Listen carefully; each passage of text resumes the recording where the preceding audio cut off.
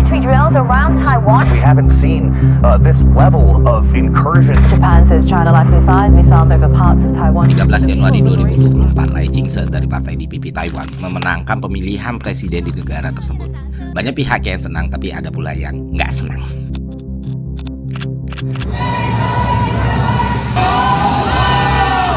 Tapi yang jelas, satu pihak yang nggak senang ini adalah pihak yang memiliki potensi berbahaya buat Taiwan. Pihak tersebut tak lain tak bukan adalah Tiongkok.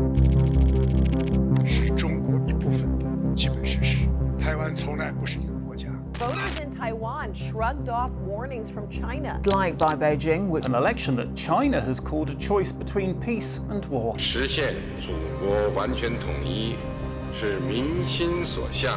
Dan hasil pemilu ini bisa saja memperburuk keadaan dan tensi antara kedua negara tersebut. Dan bukan mustahil, cepat atau lambat, invasi militer dan perang bisa saja terjadi di antara kedua negara. Dan lebih buruk lagi, jika terjadi, ini bisa memantik perang dingin jilid 2 atau bahkan yang lebih buruk, perang dunia ketiga.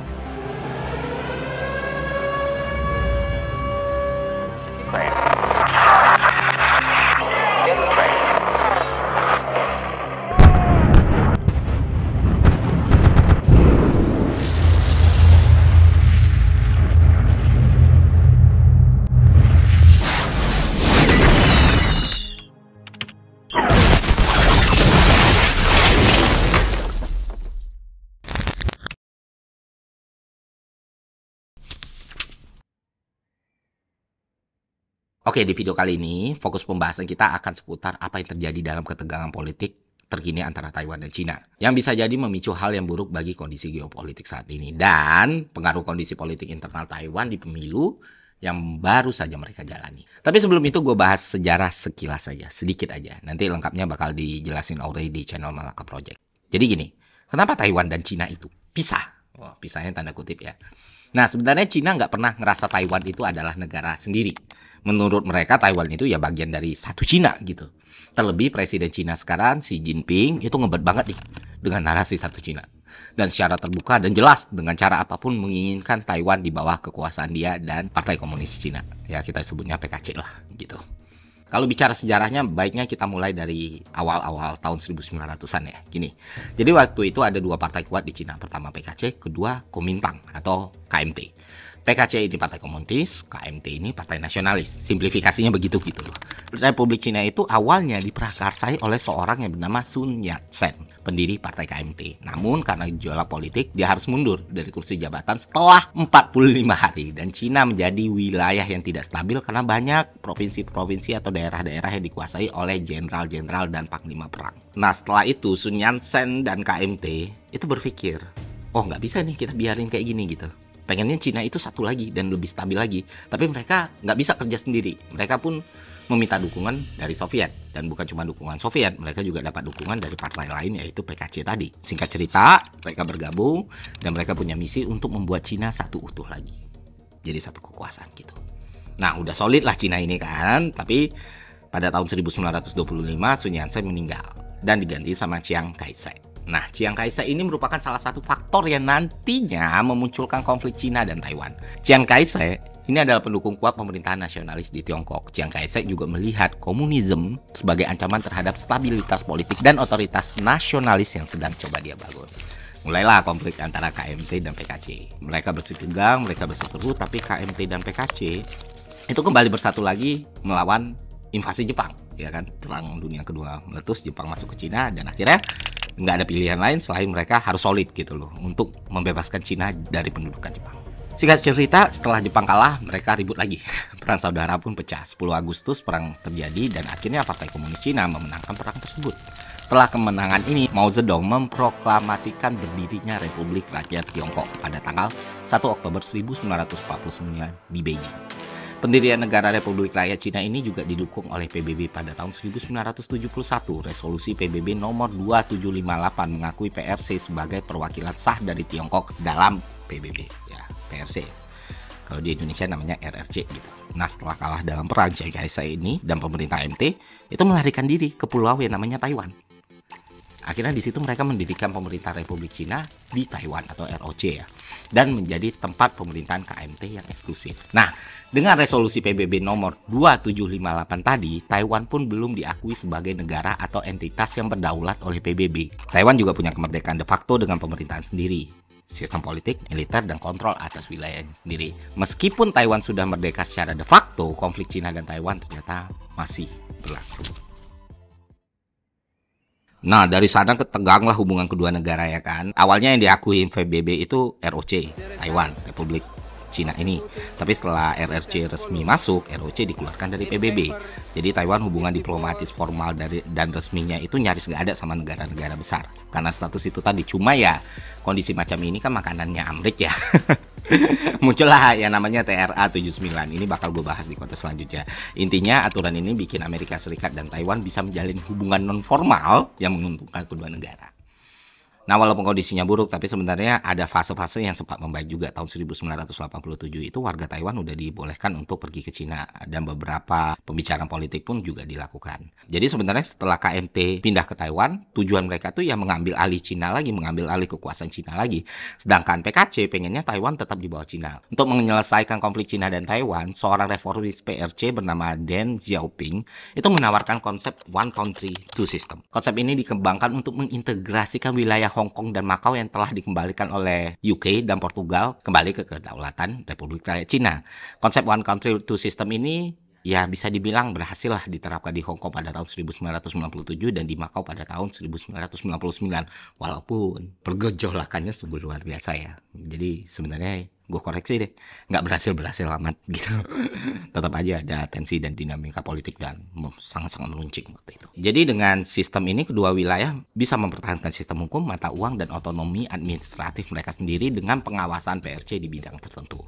Tahun 1987 warga Taiwan bahkan diperbolehkan buat datang ke Cina, tapi ya nggak berlangsung lama. Setelah kematian Mao, Tiongkok tetap dikendalikan oleh Partai Komunis, tetapi mulai periode reformasi dan keterbukaan terhadap dunia. Tegangan meledak lagi pada tahun 1995 ketika Cina mulai melakukan uji coba rudal di perairan sekitar Taiwan untuk memprotes kunjungan Presiden Taiwan Lee Teng-hui ke universitas alma maternya di Amerika Serikat. Beijing sangat membenci Lee karena dia lebih menyukai Taiwan mendeklarasikan dirinya sebagai negara merdeka. Uji coba rudal lebih lanjut dilakukan setahun kemudian saat Taiwan mengadakan pemilihan presiden langsung pertamanya. Namun hal ini menjadi bumerang. Kenapa? Karena Amerika Serikat mengirim 2 kelompok kapal induk untuk mendorong Cina mundur. Dan Lee memenangkan pemilu dengan selisih yang besar. Dan ini semakin buruk setelah Nancy Pelosi yang waktu itu menjabat ketua DPR di Cina 25 tahun kemudian datang lagi ke Taiwan. Tensi ini semakin meningkat dan hubungan pun semakin memburuk. BTW ngomongin soal Nancy Pelosi, dia lagi rame dibahas soal option call-nya di Nvidia. Jadi kalau kita connecting the dots ya, Nvidia, microchip, Taiwan, US, Cina, wah seru kan? Nah, nanti juga bakal kita bahas di konten yang lain gitu. Oke, balik lagi. Jadi kunjungan itu akhirnya membuat situasi Taiwan dan Cina makin buruk. Dan apa yang terjadi pada pemilu sekarang, pemilu di Taiwan, itu ternyata membuat semuanya semakin mengkhawatirkan. Kenapa gue bilang kondisi politik Taiwan ini berpengaruh memperkeruh atau membuat konflik ini semakin mencekam? Karena gini. Nah, setelah KMT menjalankan pemerintahan di Taiwan, politik di sana kan jadi berkembang ya. Pemilu secara demokrasi berjalan dan sebagainya gitu. Termasuk munculnya partai politik lain, yaitu DPP. Nah, KMT atau Partai Nasionalis Cina secara tradisional itu sebenarnya mendukung gagasan satu Cina. Gagasan ini berakar pada keyakinan bahwa daratan utama Cina dan Taiwan adalah bagian dari satu negara yang sama. Meskipun KMT dan Partai Komunis Cina memiliki pandangan berbeda tentang siapa yang seharusnya memerintah Cina tersebut, keduanya setuju bahwa prinsip dasar hanya ada satu Cina yang sah gitu. Nah, ketika KMT menguasai pemerintahan Taiwan setelah Perang Saudara Cina, mereka mempertahankan klaim atas daratan utama Cina dan melihat diri mereka sebagai pemerintah yang sah dari seluruh Cina. Namun dengan berjalannya waktu dan terutama setelah transisi ke demokrasi di Taiwan ya, KMT secara bertahap menyesuaikan pandangannya gitu. Fokusnya bergeser pada status quo dan hubungan yang lebih stabil dengan daratan utama, tanpa secara langsung mengejar reunifikasi. Namun, yang perlu kita catat, pandangan politik di Taiwan itu sangat dinamis. Perspektif terkait kemerdekaan Taiwan, identitas nasional, hubungan dengan daratan utama Cina terus berkembang, terutama di antara generasi muda. Ini berarti bahwa meskipun KMT secara tradisional mendukung gagasan satu Cina, ada berbagai pendapat dan sudut pandang di dalam partai dan di antara pendukungnya. Jadi ya tetap aja beda-beda. Nah, kalau di PP, Partai Progresif Taiwan, mereka menginginkan Taiwan yang independen dan merdeka, Pak. Mereka mau Taiwan benar-benar menjadi suatu negara dan diakui secara internasional gitu. Dan bisa kita bilang DPP ini memiliki pandangan yang berbeda dengan KMT terkait dengan gagasan satu Cina. DPP cenderung mendukung gagasan Taiwan sebagai entitas yang terpisah dan berdaulat dari Cina daratan. Ini mencerminkan sikap yang lebih pro kemerdekaan atau setidaknya mendukung status quo dengan Taiwan sebagai entitas yang beroperasi secara independen. Dan beberapa pandangan DPP antara lain identitas Taiwan yang distinct. DPP juga menekankan bahwa identitas Taiwan yang unik itu terpisah dari identitasnya Cina. Mereka mendorong pengakuan terhadap budaya, sejarah, dan identitas nasional Taiwan.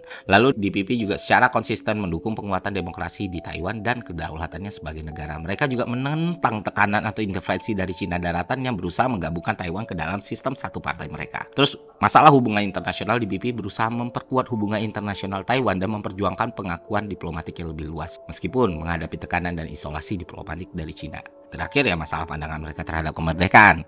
Sementara beberapa anggota DPP mungkin secara terbuka mendukung kemerdekaan penuh, partai secara keseluruhan seringkali mengambil posisi yang lebih berhati-hati untuk menjaga stabilitas dan menghindari konfrontasi langsung dengan Cina. Jadi bisa gue bilang secara keseluruhan DPP cenderung memprioritaskan identitas dan kedaulatan Taiwan serta mempertahankan jarak politik diplomatik dari Cina daratan yang berbeda dengan pandangan tradisional KMT tentang One China. Mungkin di sini kita berpikir kalau seluruh penduduk Taiwan itu menginginkan kemerdekaan gitu, menginginkan Taiwan sebagai negara satu yang utuh. Tapi ternyata lebih kompleks dari itu, Bapak Ibu.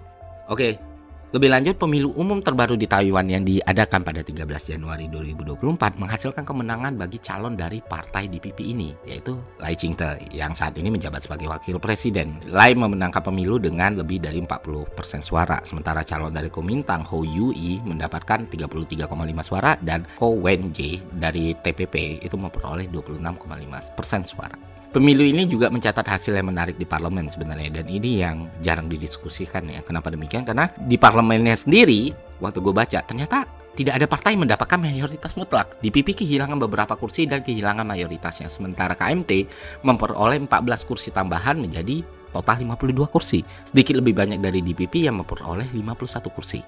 TPP memenangkan total 8 kursi, menjadikan mereka pemain kunci dalam pembentukan koalisi untuk memimpin legislatif.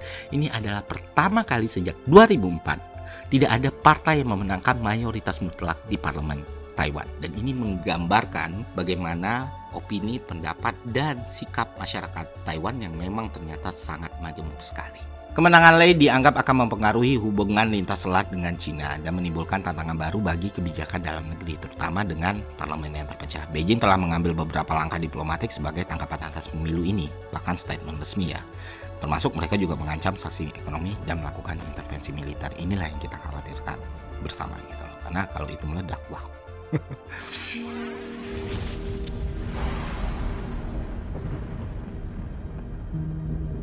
Inilah yang membuat banyak orang berpikir kalau konflik antara Cina dan Taiwan bisa mengarah ke hal yang lebih buruk, yaitu invasi militer dan perang. Dan jika itu terjadi, maka kondisi ini akan sangat kompleks mengingat banyak pemain besar yang akan terlibat dalam pusaran konflik ini. Dan jelas kalau ini terjadi akan berpengaruh pada dunia secara keseluruhan. Penjelasan detailnya akan kita bahas di episode kedua. Itu aja dari gue, semoga bermanfaat. Sampai jumpa di konten selanjutnya. See ya.